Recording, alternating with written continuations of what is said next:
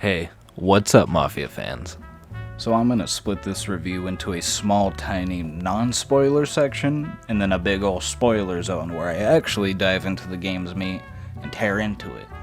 You know, since this game is still kind of fresh and new, so spoiler free right now, no story talk, no worries. Okay?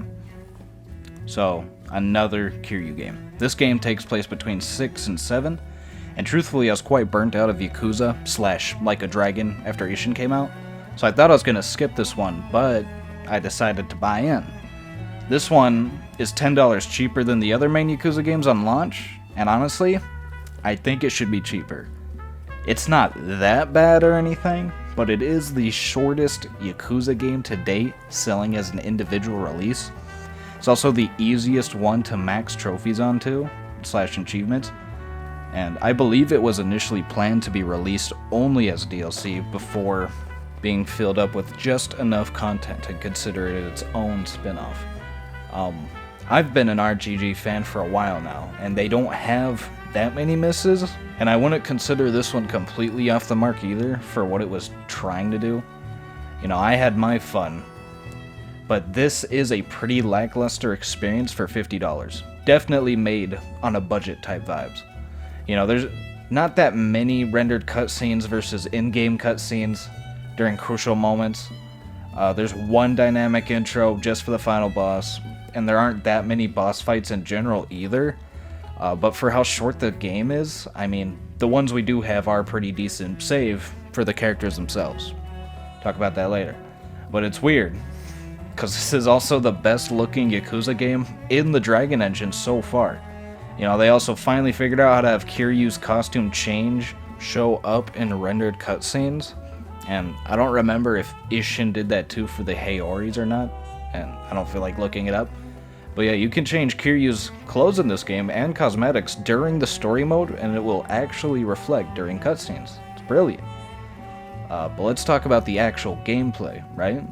All the standard Kiryu minigames are back, including pool, karaoke, golf, and Pocket Circuit even makes a return. There's this newish Cabaret Club minigame, but with real actors instead of the in-game models. Like, they recorded them IRL for quote-unquote immersion, and you have to pick either just the right answer or the wrong one for set responses to increase your bond with the hostess. It's honestly the worst cabaret minigame they've ever done, in my opinion, and it's really awkward when you can just see the actress reading lines and faking their expressions. And then you unlock this uncomfortable ass scene when you max one of them out, where they're in this sexually innuendoed situation, and you're Joru's POV, right? And I was drinking when I first saw one of these, and it made me laugh pretty hard. You know, it goes, finished. But anyway, the combat is the true bread and butter, right? Kiryu's Dragon style has been renamed to Yakuza style, kind of like a self-aware joke. And it's by far the best it's ever been in this game, complete with his red heat particles again. You know, it sports a couple new heat actions as well, but the big change to the game's combat is his new second fighting style, the agent style. I thought this style was pretty middling at first, you know, too slow, too weak, uninspired heat moves, but that is until you lock all the gadgets and start upgrading them. Then it becomes this fucking psychotic crescendo of bullshit flying all over the screen, including exploding cigarettes, drones, spider webs, and fucking rocket boots. But man, is it fun. Kiryu's little wire is canon too, as he uses it in cutscenes to rope around like Spider-Man. You know, that's what he shoots out like webs throughout the entire game. It's fun, but honestly, these gadgets are super goofy. You know, Yakuza has never been a series about complete realism. You know, no, the serious crime drama meme. But at least it used to be somewhat grounded until Yakuza 6 and the Dragon engine came along. And it definitely went off the rails in 7. You know, these changes aren't inherently bad though, as it does break up the monotony of pressing square and triangle over and over. But admittedly, it is very jarring to see Kiryu rocket boost around on his shoes and swing webs, because this man's in his 50s, right? We've come to a very over-the-top milestone in how silly these games are willing to get, and still take themselves seriously. And those rockets are OP too. But all that being said, my main gripe with this game in general is the storytelling and how the narrative is picking up the pieces that 6 and 7 dropped to tie into 8. You know. Okay, so now we're going to get into spoiler territory, so here's your spoiler warning here for this game's entire story, because I'm going to talk about it. So I'm going to say something brutally honest here, and it might not be the most popular opinion, but 90% of this game feels equivalent to a filler episode. Like you could skip so much of it or cut it out. Especially everything to do with Akane, the red-haired woman. I thought she would eventually play a bigger role in the story with how much they were pushing her. Like maybe even a genuine love interest for Kiryu because of those bonding scenes. But nah, complete throwaway character that probably won't appear in a future installment ever again. I mean, we've seen so many beloved side characters and mains get similar treatment. You know, they just never show up again. And her sub-stories are some of the most boring to do, with a couple of nuggets of diamond in the shit. The Ruji one was pretty good, but there's also the most unceremonious crossover episode with Kaito and Higashi just showing up out of nowhere from Judgment. I thought for sure they weren't ever gonna mix the two up for some reason, but that was great that they did. I really liked that one. The new castle area is pretty cartoonish, which is par for the course for these games by now. Think Purgatory. But here it's even goofier. You know, it's almost juvenile with the fireworks and literal lasers shooting all over what is supposed to be a discreet freight ship. And you have these slave carriages riding down the one singular road for no reason. Complete with its own coliseum to pad out content. Lovely. You know, like every coliseum, it's either kind of fun or awful. Back to ranting though. The Daidoji ended up being pretty lame. The secret agent tone gets broken immediately as they shoot themselves in the foot. You know, they're also given the treatment where, oh, they're evil, but they're not actually, but yes they are, because they're only doing it for money. But the leather suit guy is bad, but the old boss guy is good, and he's friends with the old cool priest dude for some reason. You know, it's just a mess, and they probably won't show up ever again, so who even cares? Hanawa was alright. You know, he's just not the most likable character. And overall, the Daidoji was pretty forgettable, besides the fact that they're constantly mentioned, and Kiryu has to use a stupid-ass fake name, Joru, and harp that he's not Kiryu to everyone, which is such an awful trope in this game especially, done much better in 5. You know, this scene with Majima, Saejima, and Daigo especially pissed me off, because why do you even need to play pretend at that point? You know, they know he's Kiryu. He's not breaking his promise to the Daidoji because it's all part of the Watase job. We can just say it's necessary, and he ends up showing his tattoo anyway. You know, it wasn't dramatic or anything, it was just super annoying and unsatisfying. They don't know what to do with these characters anymore since 6, but I do like the small respect given to 5, since 6 wiped its ass with that game. You know, we have Watase as the Omi Alliance representative, basically, which is great. I love Watase being reused. And Hanawa drops that Suzuki name at the end and reveals that he's someone from 5, which is actually a good, subtle plot twist left to interpretation. You know, the running theory right now is that he's Morinaga. You know, since he died off screen, he's the same height and he shares a voice actor. You know, that would be a great way to fill the biggest plot hole from 5, in my opinion, and repurpose that character. And hopefully, maybe bring Aizawa back, but that's wishful thinking. And I will be talking about how much I love 5 and loathe 6's story, by the way. But in another video, eventually. But yeah, the first 3 chapters where Kiryu is beefing with the Watase family was annoying. Like, he knows Watase personally from 5, and he just acts like he doesn't for the sake of conflict and dragging out the plot. And I do like Suruno. You know, he's not the most original character or anything, but he was likable. And Shishido is cool. But he is one big Aizawa recast, which I'll talk about more in a minute. Because, you know who else is a big recast? Nishitani III, copying not only his name, but bits of his personality just for the sake of that immediate familiarity and likability. And it's weird because I was expecting some sort of explanation as to why they're connected, you know, what's the connection between OG Nishitani and this guy, and none is given other than the fact that it's a name passed down. Like, okay, so then why is he not given Nishitani treatment at all? You know, this guy does nothing the whole game but be a cocky bastard and get his ass kicked like a goon. You know, and people only like him because he's the sexy Korean archetype who stole another beloved character's identity. You know, and I honestly don't like him. Now, I'm getting kind of sick of the K-pop pander characters. Like, Jungi Ha was enough. How many copies does he need in every game?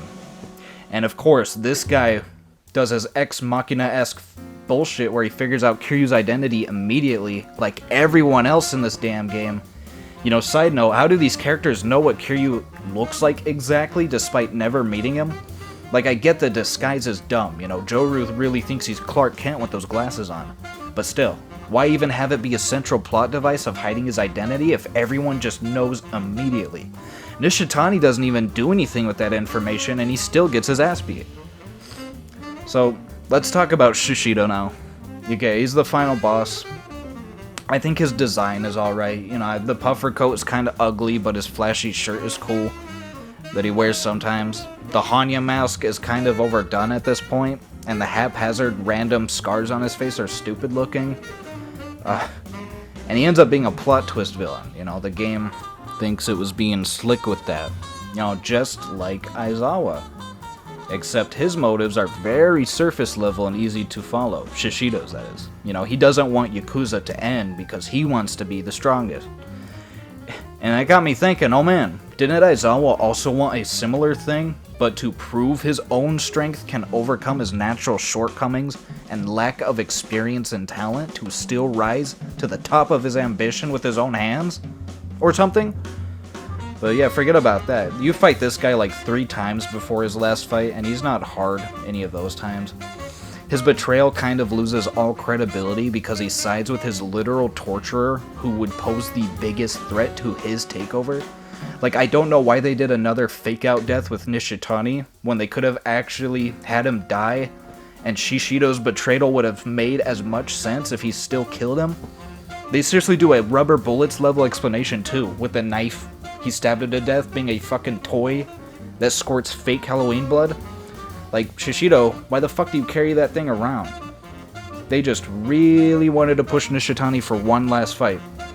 But then, after that, you get to the last part of the game that actually matters. You know, where you go to Yakuza 7, and Watase and Daigo disband the Yakuza. I did actually like this part of it a lot, seeing the dissolution from Kiryu's POV. And the way he sadly says Majima, Oni-san, and Saejima, like, you can tell he wants to go play with his friends, but he can't, you know. For no reason, by the way. Like, we know he exposes himself, and they're gonna be in Like a Dragon 8 calling him the Dragon of Dojima again anyway, but whatever. Then Shishido shows up and becomes actually kind of cool, tanking both Saejima and Majima at the same time. And then it leads to the final boss fight, where he stands in the Omi chairman room. You know, the precipice of the Omi alliance, if you will. Kinda like how Aizawa was sitting in the Tojo chairman throne in 5 when you find him. You know, the parallels between the two are so insane that it has to be deliberate. Otherwise, it's just a straight ripoff, okay? So, Shishido is another katana user during his fight. At least Aizawa put his away before the battle. He just had it for show. But the dynamic intro with it does go pretty hard. And you fight each other all the way from the peak of that room down to the very front steps of the building, symbolizing the quick fall from power that Kiryu expels upon his ambitious enemy. Man, I wonder who else this visual storytelling was ripped from. Shishido is 1 QTE away from picking up his statue with one hand and swinging it around like a clone. And don't get me wrong, he is cool, alright, and his fight was good, but I know a rehash when I see it, and Yakuza has a lot of those. Now, I know it sounds like I really didn't like this game, but I did, okay? I had my fun. But most importantly, This game has a pretty amazing ending with by far Kiryu's best emotional scene ever. It genuinely made the rest of the game worth playing. You know what I'm talking about. Kiryu crying and snotting all over Hanawa's iPad as Taichi talks to him with Ayako through the camera. Here we finally see Kiryu break his stoic act he's been fronting for years and break down in the most genuine, real, human-feeling way I've ever seen him. And I've played every game. I think what makes this scene work so well too is the fact that they gave the spotlight to two other kids other than, it would have been so easy for Haruka and Haruto to be the ones talking to him, right? But doing it this way almost is kind of a reminder that Kiryu has had to leave an entire family behind. All these kids that we were forced to bond with in 3, despite not caring about them, suddenly become careable, they feel real. And of course, Kiryu's voice actor, Kuroda, doing an amazing job displaying a real breakdown. By far some of his best work with Kiryu. When Haruto's drawing comes up, it didn't feel like we were watching Kiryu Kazuma, the fictional character, but a real, sad old man who has faced a lifetime of hardship, and we're reminded of all his losses and all his loves gone. This game also references Yumi again a couple times. It works pretty well, but I guess Kiryu forgot about Sayama from 2, just like the writers. But yeah, this one scene alone redeems so many shortcomings I've been wanting from Yakuza's story since 5's ending and 6's tarnishing. Any emotional weight at all and nuance. And then it ties directly into 8. We don't really get to see why Kiryu was in 7 messing with Ichiban those times, other than that short conversation about Kiryu passing on the torch to him, which is super on the nose, guys. He just really wanted to be a boss fight in 7, I guess. It's crazy how such a viscerally sad scene is in the game where Kiryu is jet booting and spider swinging around half of it. But yeah, if I had to rate the game overall, I'd give it a 3 out of 5, a weak 3. I do seriously look forward to playing 8 now. I want to see the actual end of Kiryu's story. For real this time, guys. He doesn't need to fake his fucking death again or disappear and come back. No more of that. Okay? Actually resolve his story once and for all, and I will be a happy fan. Also, bring back Akiyama and Shinada, please. They're my favorite.